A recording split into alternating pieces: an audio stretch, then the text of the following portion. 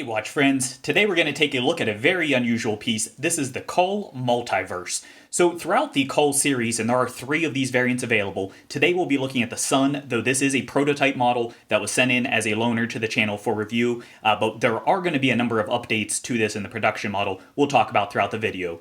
There additionally is an Earth-based theme and also a Moon theme. So with that planetary theme throughout and the overall aesthetics that we'll look at throughout this video with this watch, I wasn't honestly sure what to make of it. Initially, I was trying to think of this as kind of an everyday piece or casual wear even, but I was really struggling as to how I was going to give feedback. To me, ultimately, where I landed is you have to assess this for what it is. It is a fun, quirky watch.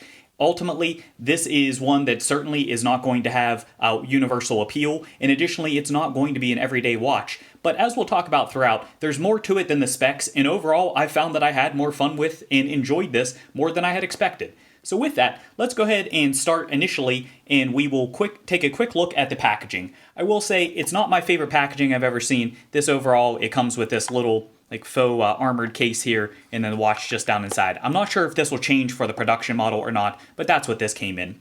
So now, looking at these specs. The specs, I will tell you, don't get scared off. You'll want to listen to these before you make too quick of a decision. So for overall case size, this is 42 millimeters. Coming up to the bezel, right at the top of the bezel, so at the crystal, this does taper all the way down to 37 millimeters, so it does help to visually constrain it a little bit as far as the width-wise. It does have a standard strap size at 22 millimeters, and the lug-to-lug is going to be a small wrist-friendly 47.5, so not the smallest, but still plenty adequate for smaller wrist, as we'll see on my 6.5-inch wrist. Additionally, for thickness, this one is going to be coming in at a very stout 19.3, but that, as you can see there, has an extremely high dome crystal. Coming to the top of the case, it's only 13.75. I say only, that of course still is not a real thin watch, but it's not nearly as thick as the 19.3 would otherwise lead you to think. This of course does have a very pronounced domed sapphire crystal, and this is a double dome, and this does have an inner AR coating, though we'll talk about that throughout as well. The movement in this is going to be your workhorse Seiko NH35. It does have a disappointing 3 atmospheres of water resistance, or 30 meters, so it is going to be very low water resistance, so be careful with that one. Certainly don't jump in a pool with it. The weight is less than you might expect at 111.8 grams on the included strap here. And we already looked at the box. As far as I'm aware, the only thing it comes with is going to be the box, and then comes with your choice of a black or brown strap, obviously the brown pictured here. And then for warranty, it is coming with a 2-year warranty. So with that out of the way, let's go ahead and talk about what we really want to know here. What is it actually like to live with this watch? Was it fun? And I already mentioned that one. And does it have some redeeming characteristics to it for what might otherwise seem polarizing? So first off, the overall concept of this, you might be asking yourself right off the bat, how the heck do I read this thing? And we will be talking about that.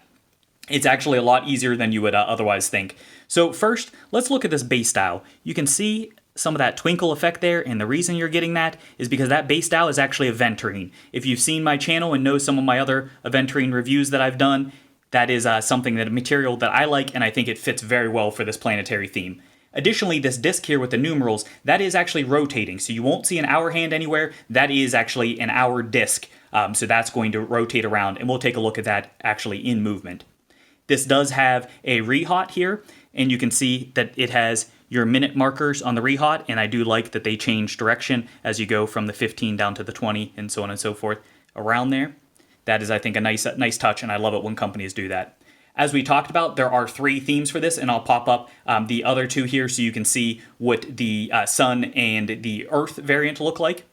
And this overall, for the aesthetic here, it does have just loads of depth. It's extremely 3D, as we'll talk about, and it adds for a lot of unusual playfulness to this that you wouldn't necessarily expect. But as you can see, you do get a lot of reflection with that high double dome, and again, we'll talk about that more. For the overall disc and how to actually read this. So I had mentioned here these numerals are printed C3. So those are Loom, and then this does have BGW9 as well, and then it does have C3 for the minute, or the second hand rather, that you'll see there, and the minute hand that you'll see down there. And we'll talk about those because those are going to have some changes to them. How to actually read this though. So this disc, as I mentioned, let's go ahead and see this in motion. That'll help to give an idea here. So being an NH35, this does have hacking. So you'll see that little orb stop there. So let's spin this. you can see the minute hand go in there and look at that hour dial switching around. So that gives you an idea of how it actually moves. So now that we know that, what does this actually tell us? So you can see right there, there is a triangle. And this is really hard to get the camera to focus here, so I apologize there. That triangle, though, this actually allows you to kind of use this almost like a one-hander watch. So all you can see there is this would be just after 5 o'clock. So it's actually quite easy at a glance to look down at your wrist and see stealthily what time it is. If you're looking for precision time, what you would then do is you look for that little star there, and it's tucked under, but that points to the outer edge, and that tells you the exact minute. And then, as we mentioned, that little orb there, that is your seconds going around. So you're going to use this outer ring for the minute and second, and then you're going to use this for your hours. But you can also, again, use that disc and get an approximate idea. So I know roughly I'm at 5:15, and sure enough, I look, and there's roughly 5:15. So that's actually pretty convenient, and it adds some much better legibility than I had otherwise expected when initially I was checking this one out. As we talked about, the bezel on this one is fixed. It is a very tall bezel for that. So that is part of what gives the visual feel. If you look at the mid case, and let's transition down to the case, the mid case itself isn't actually altogether that high, but it does have a very high dome, and it does have a very high bezel. So that's what adds a lot of that overall on spec height, but doesn't make it feel quite as large on wrist as it might otherwise seem there. So with that, what is going on with this case? You can see that this does have brushing throughout, and that is going to be on all surfaces. Additionally, it does have these faux screws right here, which I think is kind of a neat aesthetic. This does have traditional for the lugs here, so that isn't actually screw-in, does have traditional spring bars, so that is nice, but gives that different look to that. Additionally, the lugs do have, as you can see here on the top, they have this milling pattern, which I think really adds a neat look to that and adds to visual appeal. Additionally, the lugs, you can see, do have a very slight taper to them, or a very slight downturn to those. And they are on the shorter side, though it seems to fit, even with this thick strap, seems to fit pretty well. So transitioning then over to the crown, this crown here, you can see on the side, this does have a channel cut. I believe that's a rubber washer in there, though I can't confirm the material. It does have a nice knurling to that. The crown is on the small side at 5.9 millimeters, though with that knurling, it's not too bad to grab a hold of. It is a push-pull style crown, which you might expect for the low water resistance. This does have a phantom date window. As I mentioned, it doesn't have a date, but it does have that position because of the NH35. And then for the overall, so looking at the crown here on the side, you can see that that is a signed crown, and this is actually loomed as well. And then popping that out, you can see it does get nice clicks, and as we talked about, this does have hacking on that. Underneath, one of the reasons it's easy to grab is it does have a good relief, so it allows you to get your fingernail in under that, so it makes it pretty easy to get a hold of. For the case back, this one is actually a screw in, so not so it's held in with screws, not actually screwed down for that. And it does have kind of an open heart or a small exhibition here on the back. Additionally, you can see that this does carry through with the planetary theme for the back there as well. And this does have a nice two-tone finish, which gives some good visual appeal to that. I like the case back. Looking at the straps that are included, we already talked about this is available in black or brown standard, and this is a leather strap. The production one will have Horween stamped on the back, and we'll talk about some of the other changes that are coming. This starts at 22 millimeters. It tapers down on my calipers down to 19 millimeters. It is a thick strap, but this one, even though it's broken in a little bit, I do find it to be pretty supple. This, as I mentioned, is a leather strap, which I personally do not use, but I'll show you some other strap options for this as well. It does have a signed buckle, and you can see the KAAL logo right there, and that is brushed for the buckle. And additionally, as we talked about, it does have a quick release for the spring bars on that. And then down here at the end, you can see it is actually stamped into the strap itself also. All right, so some of the changes that are coming up, and I'll pop some of these up on the screen. They're actually going to be changing. The minute hand is going to be going with a shorter minute hand, but it will actually be changing over to red, and it will be a little larger to make it more pronounced.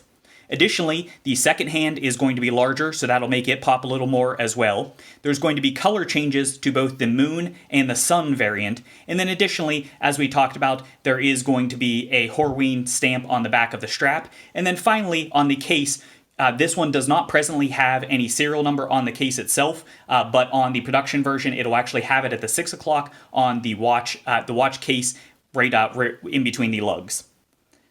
All right, so now that we've looked at all of that, let's go ahead and look at a comparison. This is one that this really puts me in mind of. So this here is the Zelos Hammerhead 2. This is another one. I described this as a little bit big watch when I did a review of it, and I think that this really stacks up well. I think they have overall aesthetic. They're both on the chunky side of watches. As you can see though, this one with being 44 millimeters, even though it is not quite as tall of this with the dome, I do think this visually wears actually even a little smaller, and this even on my 6.5-inch wrist I think did work well. You can see it sitting there. And then similarly, looking at this KAAL, I think it fits just fine on my wrist as well. So overall, I think if you can get away with, or if the Hammerhead 2 isn't too large for you, I think this one will work as well. The dimensions are favorable for a small wrist friendliness, even with the overall thickness for that. So now that we have an idea of some of that, and let's actually bring back, so let's look at this. This would be one potential strap option. I personally really like this a lot. This is a Helm canvas strap, and I'll have an affiliate link for Amazon. If you order this or any other items using that link, it does help out the channel and doesn't cost you anything. Additionally, one that's in for review right now, this is an Artem sailcloth strap, and we'll have a review coming up on this soon, but I think that pairs pretty well with this also. So that gives you an idea as to some of the versatility and what this might look like in other conditions. So now let's go ahead and transition over outside and take a look at what this looks like in different lighting, as well as we'll check out the Loom. Getting this beast outdoors is where I think you really start to get more of that playful vibe to this.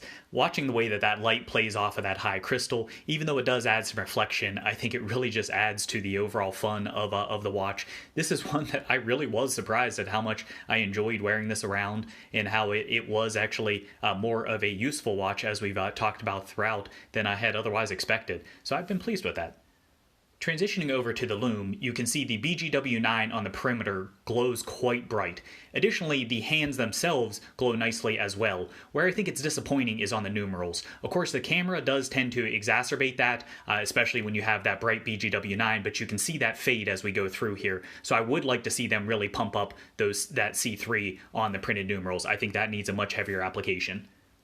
All right, so there you have it. Now that we've gone through all of the finer details of the watch, what are some overall thoughts? What do I like, dislike, and what are the closing thoughts? So first off, for the positives, I will say that this is shockingly easy to read. This was one that I thought was actually going to be really hard, and that was one that I didn't necessarily, a feature that I didn't necessarily like. But in reality, I find this is actually easier than most to read because of that one-hander kind of functionality. So that was a real surprise there.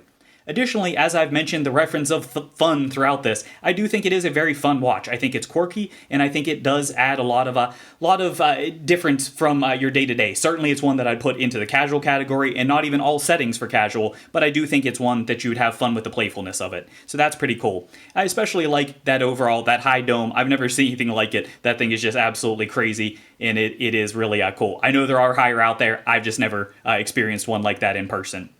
And then overall, for comfort, I was surprised it does wear comfortably. It's not overly heavy on the wrist, and it does wear thinner than you might otherwise expect because of that dome on there. So some of the negatives with this. The reflectivity. We've seen it throughout the video, and I've talked about it. It does pick up, it is a reflection magnet between that high dome as well as the reflectivity of that disc, plus the aventurine underneath. Even with the inner AR, there's no way that you're going to overcome all of that reflection. I found in day-to-day, I can still get a read on it, but it is always there. It's tough to photograph, it's tough to, as you've seen here, get on camera for a video, but it is something that's always present. Additionally, as far as the overall, I think for many, this is going to be too large of a watch. So for this, it is one that many people are going to cringe at that. I think it wears better than is expected, but it is still definitely on the larger side for an overall piece, as we saw throughout this video. Additionally, I do think as far as reading this, it does require some adjustment to adapt to it. The one-hander is pretty easy and quick, but then transitioning from the hours down to the minutes to the seconds, does take a little bit of getting used to. Additionally, the numeral loom. As we saw in the loom footage there, I really think they need to amp that up. That's pretty disappointing for that. It does fade a lot quicker than I'd otherwise expect. The BGW9 on the perimeter glows brightly and well, but the numerals for actually seeing the time, unfortunately, are a little bit subpar. The serial number placement coming down at the 6 o'clock position, I wish they would have done that on the backside. I'm not real crazy about having a number in between. And then finally, the retail price. So pricing for this one, as of time of publishing, this is currently in pre-orders. It's expected to start shipping at late February or early March. It is coming in at around $4.99 right now. However, the retail is $6.99. I do think for the category it is, I think that's going to be too much for most. So unfortunately, that one for me, I would like to see that price point come down a little more. I think at the launch pricing, I think if you're looking for a fun watch, I think the specs warrant it overall. But certainly, this is one that you're going to have to really like the planetary theme to go with. All right, so then finally for the summary. As I've mentioned, it has been a theme throughout. It is fun to be an astronaut with this one. I have enjoyed this. It does give you kind of a unique space theme, so if you like the planetary vibe, I think this accomplishes that well. The crazy dome is a lot of fun. It is a really cool touch for that one, and that's something that I think most people will appreciate, if for no other reason than its uniqueness. And then finally, it's actually surprisingly more useful than I'd otherwise expected. It tells time, as you would expect and hope from a watch, but unfortunately not all of the quirkier watches do accomplish, so I think it's well executed there. So overall, I hope this information has been helpful for you if you have been considering the KAAL, or if alternatively you hadn't yet heard of it. So if you did enjoy this video, please do hit that like button. Additionally, if you haven't already done so, please hit that subscribe button. And if you would like to support the channel further, again, hitting those affiliate links in the description for any of your Amazon purchases do help me out. And then finally, if you're looking for another medium, you can find me on Instagram. Thanks for watching.